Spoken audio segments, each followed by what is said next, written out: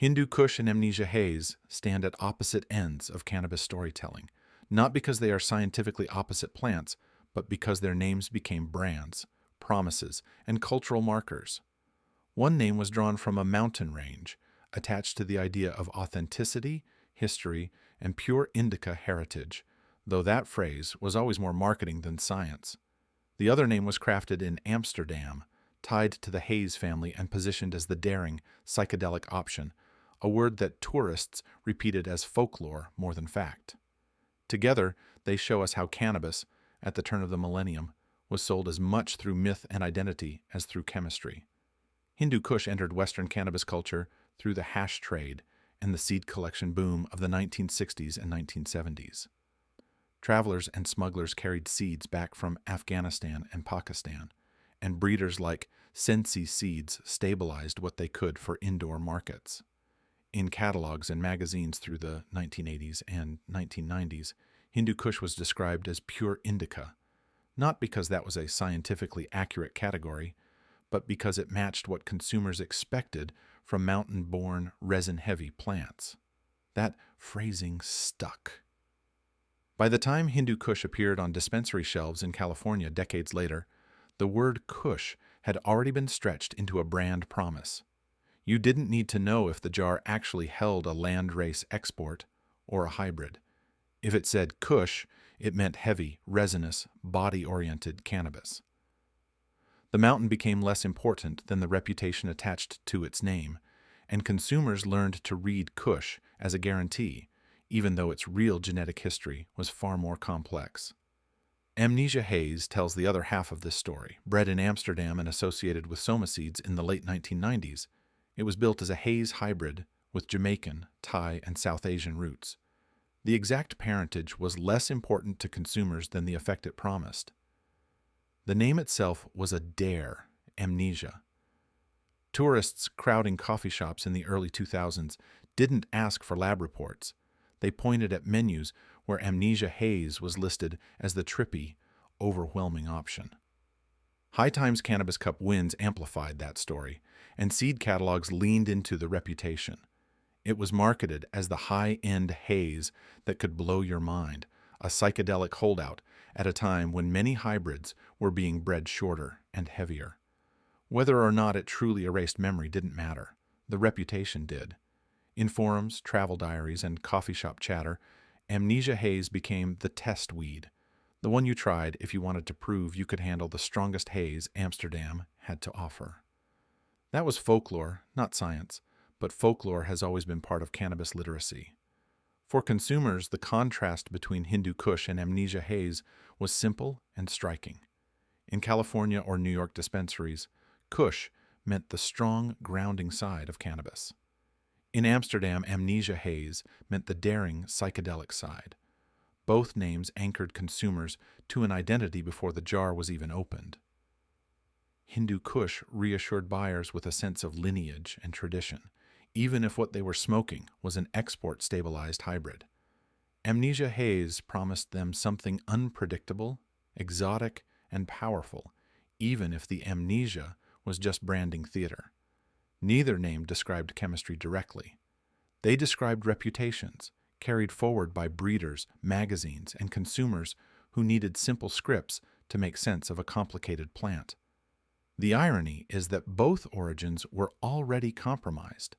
Hindu Kush was never a static relic from the mountains, but a stabilized line curated for Western growers. Amnesia Haze was never a single, unbroken haze strain, but a hybrid with inputs from multiple continents. Yet, in culture, those details were flattened. Kush became shorthand for heaviness. Amnesia Haze became shorthand for trippiness. These were not just cultivars. They were cultural exports that told consumers what to expect before a single puff, cementing the very binaries, indica versus sativa, body versus mind, that we now know do not hold up under modern testing. Lineage in cannabis has always been more than a record of parent plants. It is a story that breeders tell, seed banks print, and consumers repeat until it feels like fact. Hindu Kush and Amnesia Haze became famous not only for what they were, but for how their lineages were described, simplified, and marketed. One was held up as proof of authenticity, a supposed direct link to landrace Indica heritage, while the other was celebrated as a dazzling hybrid, proof that haze lines could still overwhelm even in an era of fast-flowering hybrids.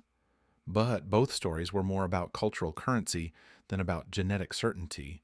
Hindu Kush was marketed as a pure Indica landrace, a phrase that gave consumers confidence but oversimplified reality. The truth is that Hindu Kush refers broadly to cannabis plants native to the mountainous borderlands of Afghanistan, Pakistan, and northern India, where resin-heavy cultivars were selected for hashish. But plants in those regions were never static. Land races are living populations that change over time through farmer selection and environmental pressure. By the time seeds were collected in the 1970s and 1980s and stabilized in Europe by companies like Sensi Seeds, what was sold as Hindu Kush was already a curated version, a snapshot, not a timeless relic. Still, the marketing stuck. In seed catalogs and High Times articles, while Hindu Kush was presented as a direct line to ancient heritage. For growers and consumers in the West, this branding gave them something valuable, a sense of stability. Whether or not they were actually growing an unbroken landrace, they could believe they were connected to the deep past of cannabis. That belief mattered as much as the genetics themselves. Amnesia Haze carried the opposite lineage story. Rather than being framed as pure, it was celebrated as complex, a global mashup. Soma Seeds described its ancestry as drawing from Jamaican, Thai, South Asian, and classic haze roots. That description was as much theater as documentation. It conjured an image of a worldly, eclectic plant whose lineage stretched across continents. Consumers didn't need to memorize each parental line. They just needed to hear that Amnesia Haze was exotic and powerful, that its haze backbone made it a true sativa experience at a time when haze strains were increasingly rare. The name haze itself had already become a brand, tied back to the long-flowering Californian haze lines of the 1970s, and adding amnesia to it turned the strain into a dare. This was not the haze for beginners. This was the haze that could overwhelm most seasoned smokers. Again, folklore and branding took the lead. The complex hybridization behind Amnesia Haze was real, but the way it was presented as a psychedelic champion was a cultural script, not a scientific conclusion. For consumers, lineage became a shortcut for expectation. Hindu Kush's pure indica framing reassured them that cannabis could still be traced back to stable roots, even though what they were buying was a selected and stabilized export line. Amnesia Haze's global haze framing excited them with the promise of variety and danger, even though the exact lineage was too complex for most to track. Both stories worked because they were easy to repeat. Hindu Kush stood for heritage. Amnesia Haze stood for spectacle. Neither story captured the full genetic truth, but both gave consumers something they could believe in, and that belief primed how they experienced the plant. The irony is that both lineages were already blurred by the time they reached mainstream markets.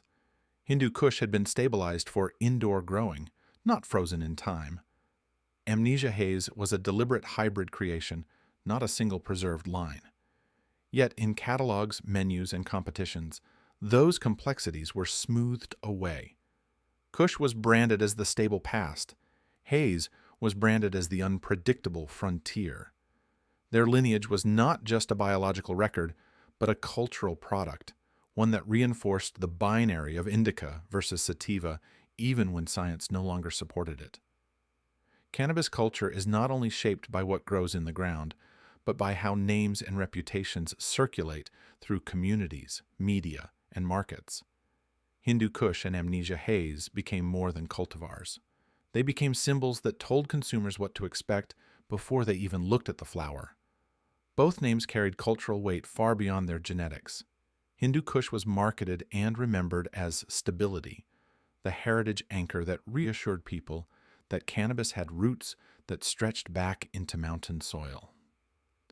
Amnesia Haze was celebrated as volatile, the strain that dared consumers to test their limits, a haze that carried the aura of psychedelia and spectacle. Neither story was purely a genetic fact. Both were cultural scripts, repeated often enough that they became consumer truth.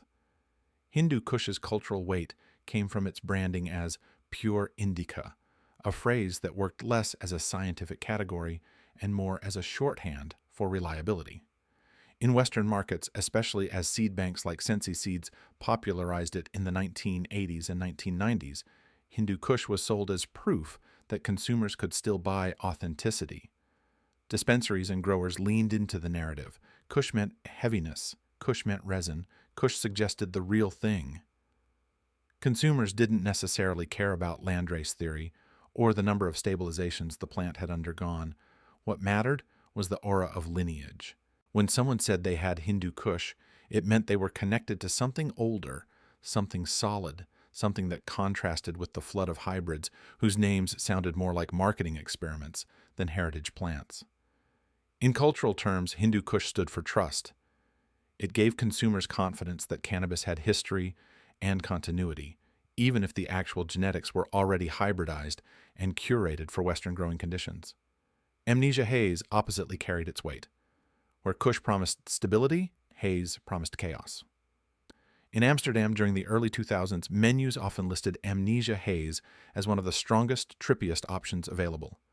Tourists flocked to it not because they understood its genetic composition, but because its reputation was already set. This was the haze that could knock you sideways. High Times Cannabis Cup trophies reinforced that image, and forums and travel diaries amplified it further. Smokers described Amnesia Haze in folklore terms: psychedelic, mind-bending, not for the faint of heart. Whether every consumer actually experienced it that way was beside the point.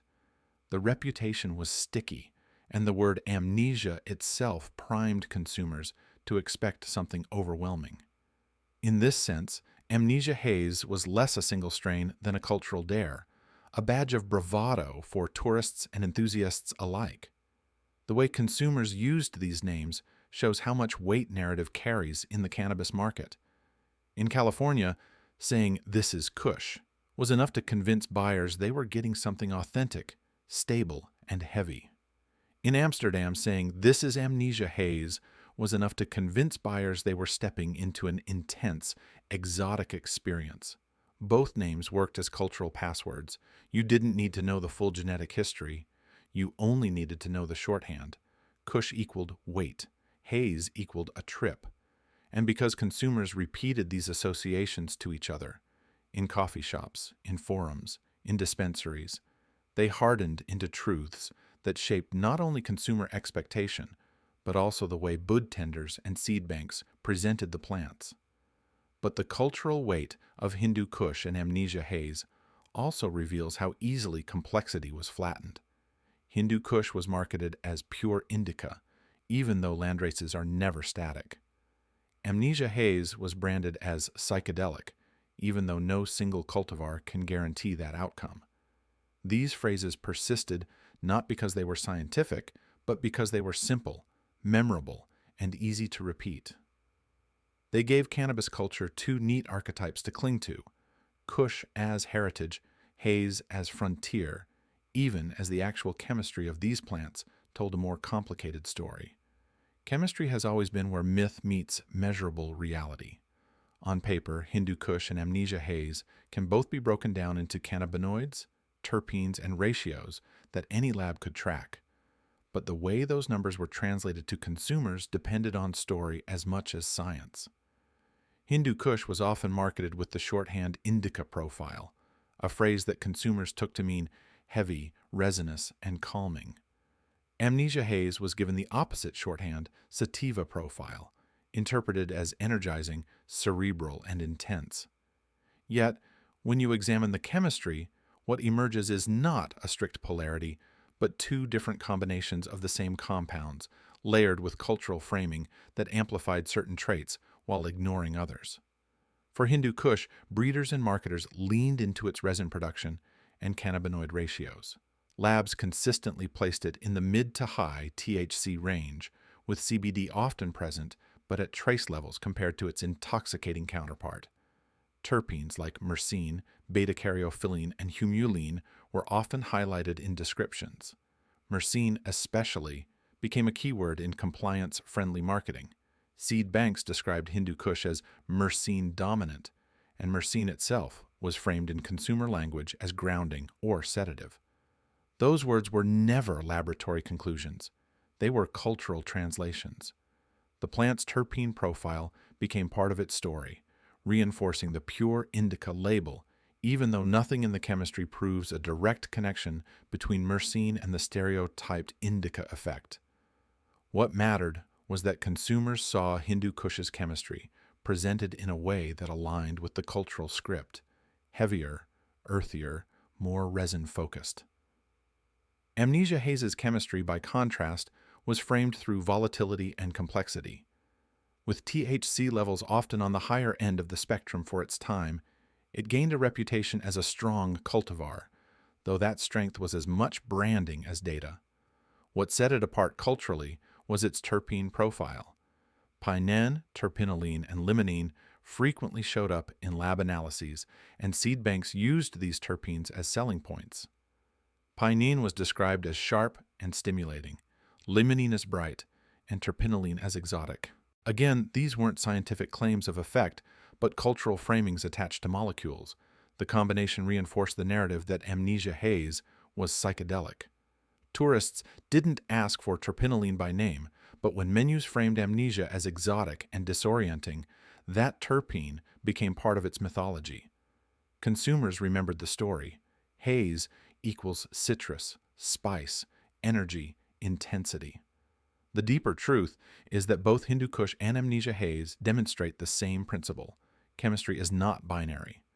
Hindu Kush does not contain some special indica molecule, nor does Amnesia Haze contain a sativa molecule. Both contain THC as their dominant cannabinoid, both contain overlapping terpene families, and both shift depending on growing environment and stabilization.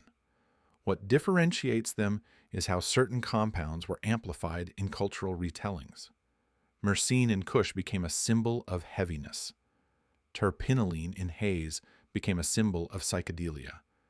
In both cases, chemistry was folded into the larger myth, used as proof for categories that science itself does not validate. For educators and consumers, the lesson here is that chemistry only gains meaning through interpretation. Hindu Kush's earthy, resin-heavy reputation and Amnesia Haze's sharp, exotic image are not the inevitable outcomes of their molecules, but the cultural readings attached to them. Lab numbers show ranges. Breeder catalogs and coffee shop menus turn those ranges into narratives. Consumers absorb those narratives and, in turn, repeat them as truths. The chemistry itself is real, but the way it is framed is what shapes the experience people expect. Cannabis literacy begins where chemistry meets expectation. Hindu Kush and Amnesia Haze show how easy it is for numbers, terpene charts, and lineage claims to be flattened into myths. One was handed to the public as pure indica, the other as true haze sativa. Those phrases stuck not because they were scientifically accurate, but because they were simple, repeatable, and emotionally satisfying. Literacy means learning to hold on to the complexity even when the market encourages shortcuts.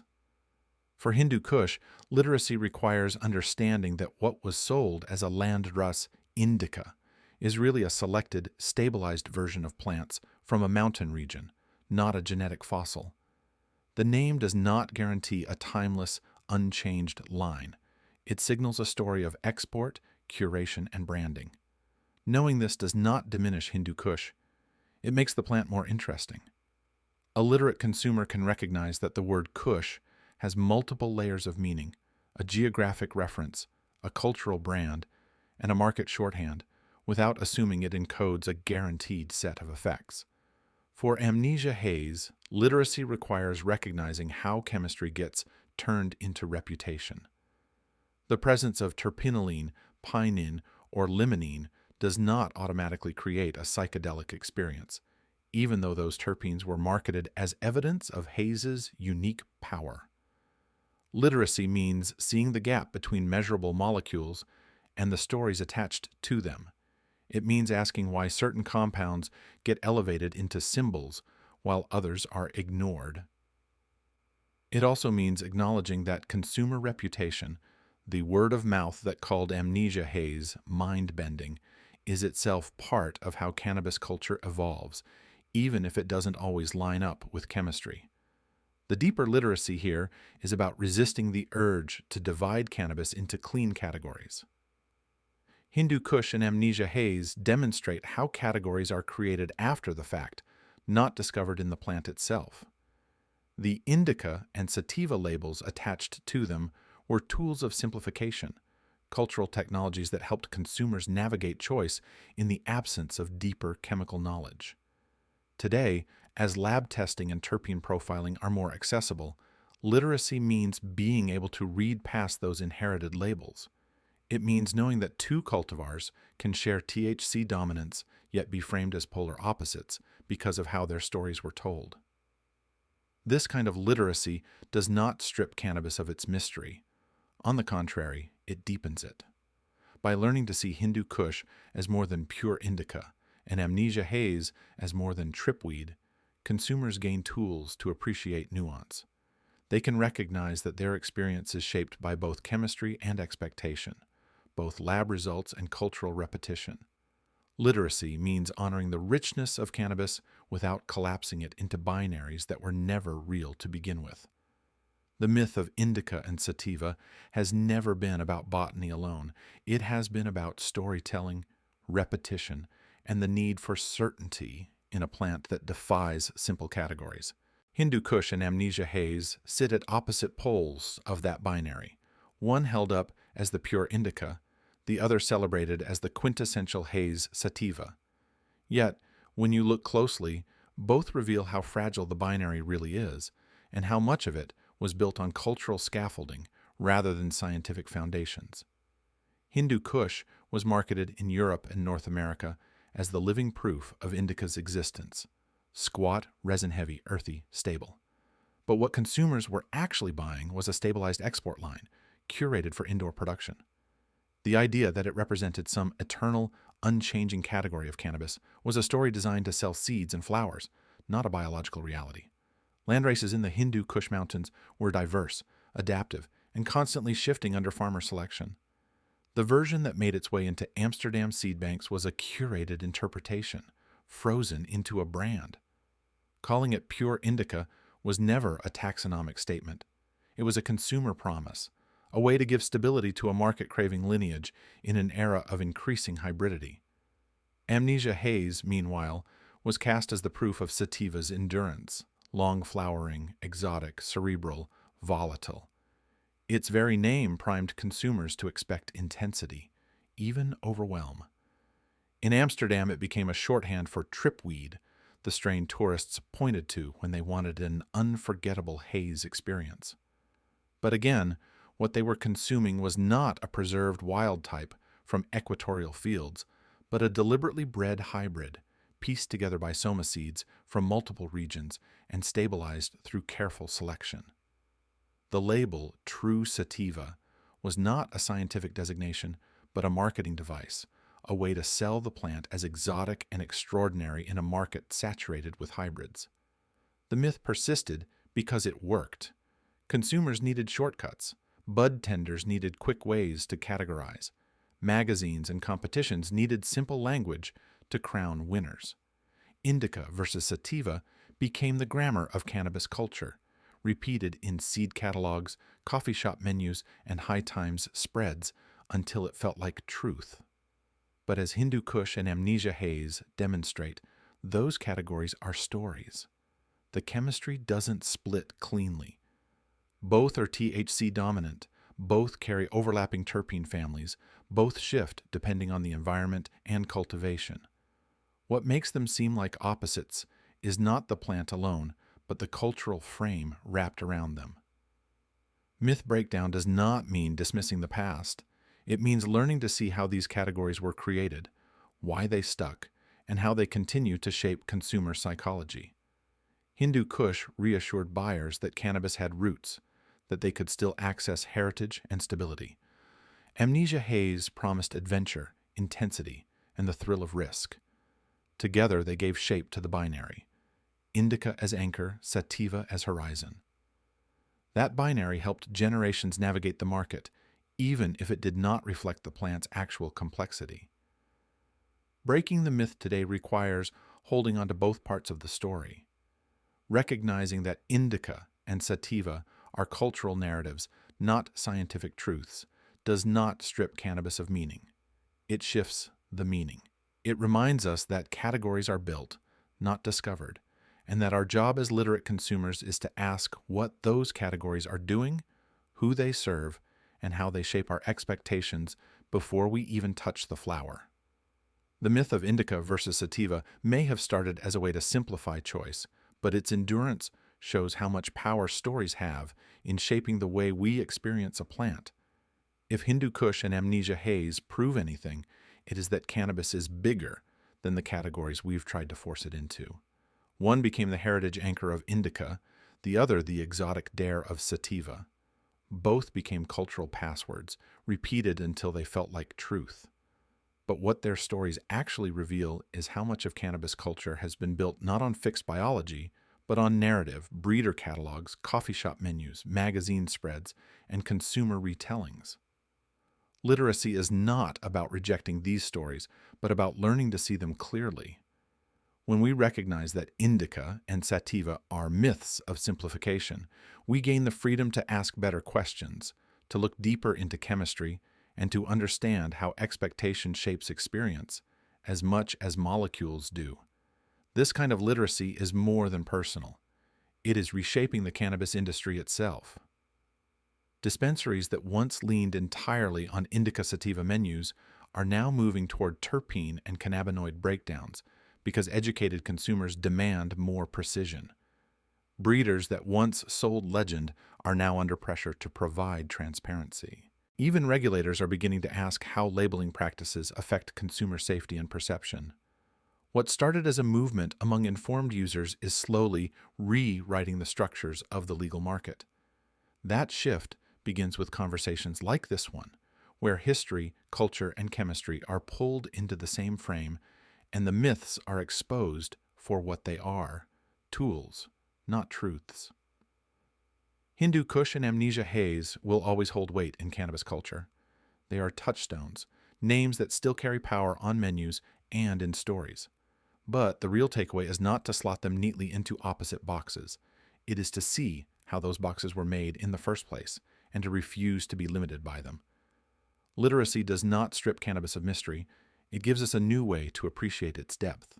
It lets us honor the past, the mountains and the equatorial fields, the breeders and the seed banks, while also demanding honesty from the present. It shows us that the future of cannabis is not about clinging to myths, but about building understanding that matches the plant's complexity. That's the project of this series, to move beyond the indica sativa myth and into a literacy that empowers consumers, bud tenders, and communities. A literacy that resists easy answers, values history without freezing it, and recognizes that cannabis is always more than the labels we give it. If you found value in this journey, stay with us. Like, subscribe, share this with someone who still thinks indica puts you in the couch or sativa makes you creative. Together, we can keep building the knowledge base this industry needs, one page, one story, one cultivar at a time. This video is for educational and cultural purposes only. It does not provide medical advice, prescribe cannabis for any condition, or guarantee any outcome from consumption. Cannabis affects individuals differently, and legal access and regulations vary by jurisdiction. Always follow local laws and make informed, responsible choices.